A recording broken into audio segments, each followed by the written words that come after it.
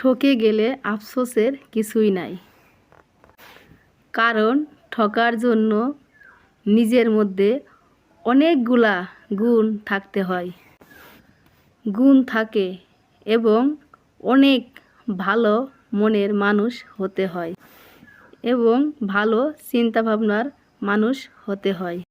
মানুষকে মন থেকে ভালোবাসতে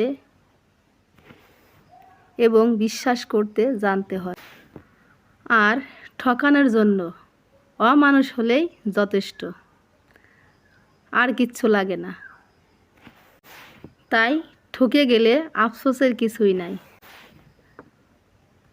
অনেকেই আছি আমরা মনে করি আমরা ঠকে যে হেরে গেছি, না, আমরা ঠকে জিতে আছি। কারণ সবাই ঠকতে জানে না। ঠকতে জানে ভালো মনের মানুষ, আর হারতে জানে এটাও ভালো মনের মানুষ, আর জিততে জানে এটা হচ্ছে অহংকারী মানুষ। এদের অবশ্যই অবশ্যই আল্লাহ পতন করবেন এবং এক সময়ের আপনিও দেখতে পারবেন। তাই আমরা অহংকার করব না। আসুন আমরা সবাই মন মানসিকতা ভালো করে আমরা একজন আরেকজনকে ভালোবাসতে শিখি।